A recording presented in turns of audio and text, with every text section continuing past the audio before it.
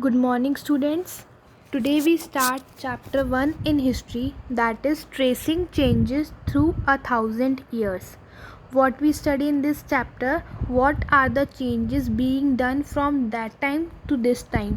क्या क्या changes आए हैं 1,000 and 2,000 years ago से आज में क्या क्या changes आए हैं? Like in class 6th, you read the chapter 1 being history. What is history? History क्या होती है, कैसे होती है?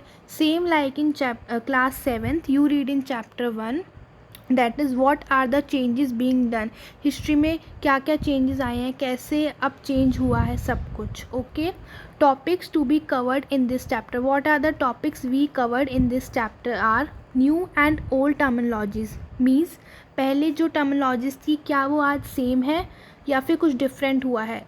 पहले क्या थी ओल्ड एंड अब न्यू. तो what are the changes. Archaeological sources. Archaeological में क्या क्या इंक्लूड होता है? Manuscripts, inscriptions, coins, monuments. Archaeological sources में क्या क्या चेंज आए हैं. Literary sources, textual records, accounts, these are the sources. Writing history. Who is the one to write history. History में क्या क्या लिखा गया था, कैसे हुआ था सब. We study this. National archive. National Archive means what is archive? Where we store things, documents, manuscripts. We study this in National Archive. Rajput and Jatis. What is the role of Rajput and Jatis in this? Forest dwellers. Forest dwellers ने उन लोगों ने क्या क्या change करे, अपनी lifestyle में क्या चेंज लाया, ये सब हम इसमें पढ़ेंगे. Old and new religious. पहले के रिलीजियस में और आज के रिलीजियस में क्या क्या चेंज आए. Like in class 6th you read about ancient history and in class 7th you read medieval history in this chapter. Okay, so start from topic 1, that is new and old terminologies. Historical records exist in a variety of languages. History किस में लिखी जाती है? बहुत सारे languages में history लिखी जाती है. Over the centuries, there has been a vast change in the meaning of the term Hindustan. Okay, Hindustan का मीनिंग आज क्या है और पहले हिंदुस्तान का मीनिंग क्या था, इसमें बहुत सारा चेंज आया है. Today it is understood as India the modern nation state. आज हम हिंदुस्तान को क्या जानते हैं? पूरा इंडिया. पूरा इंडिया मतलब पूरा देश. पूरे इंडिया को क्या बोला जाता है? हिंदुस्तान. इंडिया का एक दूसरा नाम है भारत एंड इंडिया को और क्या बोला जाता है? हिंदुस्तान. बट फ्रॉम पास्ट, पहले ये क्या था? The term Hindustan was coined by Minhaj Siraj, a chronicle who wrote in Persian use the term Hindustan for the areas of Punjab, Haryana and the area line between the Ganga and the Yamuna. पहले के टाइम में मिनियाज सिराज ने बोला था कि हिंदुस्तान किस जगह को बोला जाएगा? पंजाब, हरियाणा को और गंगा एंड यमुना के बीच की जो लाइन थी, उन दोनों के बीच की जो लाइन थी, सिर्फ उस पार्ट को हिंदुस्तान बोला जाता था बिफोर. ओके, पहले सिर्फ उसी पार्ट को हिंदुस्तान बोला जाता था. लेकिन आज हिंदुस्तान पूरे इंडिया को, पूरे देश को क्या बोला जाता है? Hindustan. Understand. Next is archaeological sources. What is archaeological sources? Who understand the history? Who read the history? जो हिस्ट्री के बारे में पढ़ना चाहता है वो कौन होता है? Archaeologist. Okay. inscriptions. It helps by providing dates, names of kings and records of important events. inscription क्या काम करता है? हमें क्या देता है? dates, किसके? किंग्स के नेम्स, रिकॉर्ड्स देता है. Inscriptions, where we write inscriptions. Inscriptions is written in hard surfaces. Okay, you know manuscripts are written in palm leaf, written by hand. Manuscripts भी रिटन बाय हैंड होता है in palm leaf. You read in class 6th, but inscriptions are written in hard surfaces. Okay, inscriptions reveal India's ancient and medieval history. Inscription हमें history बताता है, ancient and medieval. और inscription से हमें क्या मिल सकता है? किंग्स के नेम, कौन कौन से राजा थे पहले के टाइम में, और उनके जो भी इवेंट्स होते थे, इम्पॉर्टेंट रिकॉर्ड्स, जो भी राजा क्या क्या काम करते थे, उनका जो भी इम्पॉर्टेंट इवेंट था, रिकॉर्ड था, वो सब इंस्क्रिप्शन में हमें मिल सकता है. Monuments. It give evidence of the wealth, greatness, technology and cultural of the rulers of that period. Monuments क्या देता है हमें? Monument हमें wealth, greatness, technology, क्या क्या टेक्नोलॉजी यूज़ होती थी पहले के टाइम में, कौन कौन से तलवारबाजी, जो भी रूलर, जो भी कुछ यूज़ होता था वार में, या फिर जो भी मॉन्यूमेंट्स यूज़ होते हैं we see in the museum, like museum में जो भी मॉन्यूमेंट्स पड़े होते हैं पहले के टाइम पे जो जो यूज़ होता था वो सब हमें इसके थ्रू पता चलता है. Coins. It provide information regarding the polity and state of economy during the Mughal periods. Coins में हमें पता चलता है, coins में जैसे किसकी फ़ोटो थी पहले के टाइम में, like you see in your book in the first chapter, coin का पिक्चर है ना आपकी बुक में, you see in this chapter.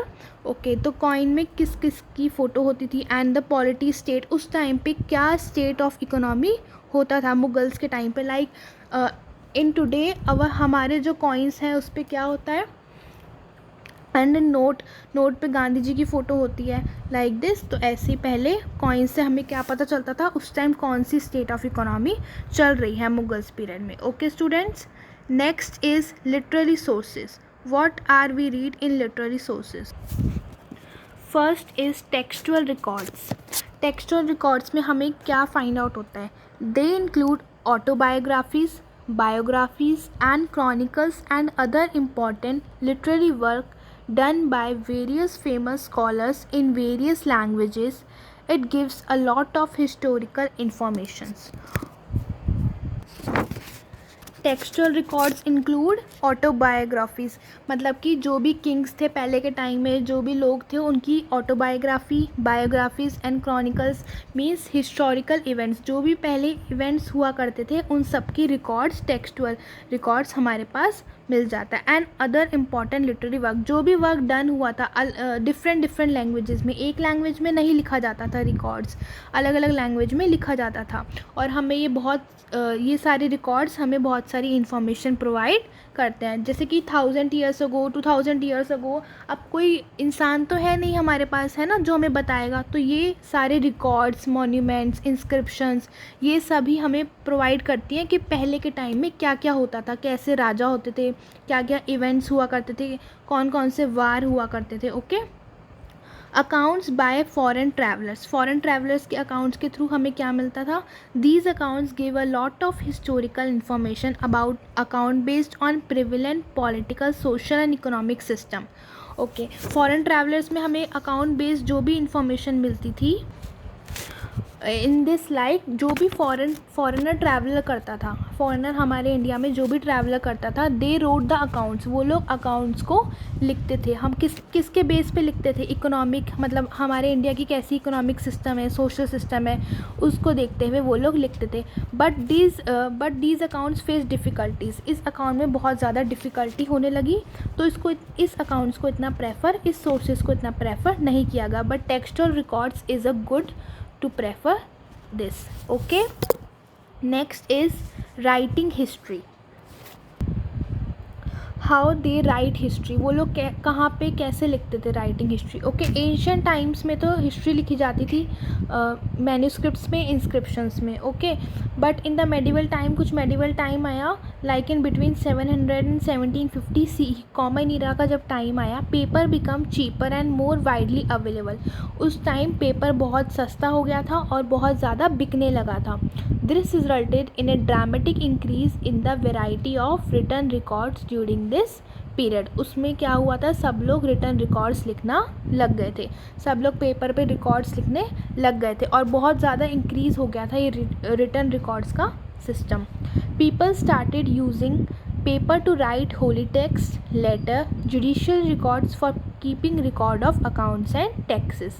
लोग क्या स्टार्ट करने लगे थे, उन्होंने फिर अब पेपर स्टार्ट कर दिया था, लेटर्स लिखने स्टार्ट कर दिए थे, जो भी रिकॉर्ड्स हुआ करते थे वो भी लिखने स्टार्ट कर दिए थे, और अकाउंट्स, टैक्सेस के जो भी पूरा उनका डाटा होता था वो सब पेपर पे लिखना स्टार्ट कर दिया था. पहले तो लोग लीफ पे लिखते थे, पाम लीफ पे, है ना, या फिर स्टोन पे, मेटल पे, but through in medieval period they start using paper for writing history.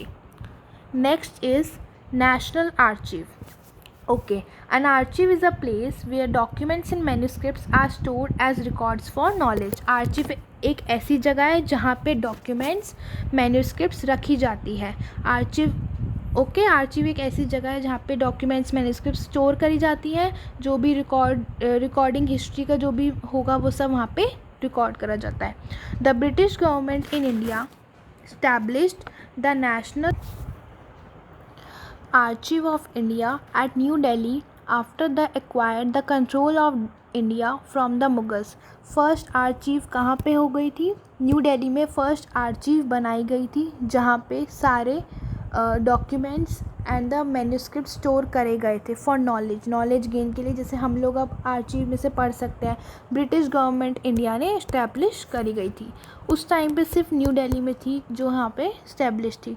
Today all national and state government have archive where they keep all their old official records and transaction. लेकिन आज के time में सारी state government में, सारे national सब जगह पे आर्चीव स्टोर है, जहाँ पे हम पुराने records and transactions find out कर सकते हैं एंड उनके बारे में जान सकते हैं. ये documents, manuscripts provide a lot of detail information, हमें बहुत सारी इन्फॉर्मेशन प्रोवाइड करते हैं, और ये सब कहाँ पे रहते हैं? आर्चीव में स्टोर रहते हैं. Okay, next is Rajput and jatis. The word Rajput has been derived from Rajputra which means the son of a ruler. Okay, Rajput का वर्ड कहाँ से आया? Rajputra. The son of a ruler. Ruler means जो रूल करता है, जिसकी पार्टी होती है, जो रूल कर रहा है हमारे ऊपर, उसका बेटा, वो कौन होता है? Rajputra. They were regarded as a brave and loyal people. The whole life of a Rajput was devoted to war. उनकी पूरी ज़िंदगी लड़ाई में ही निकल जाती है, और ऐसा बोला जाता है कि जो राजपूत है वो बहुत ब्रेव होते हैं और बहुत लॉयल लोग होते हैं.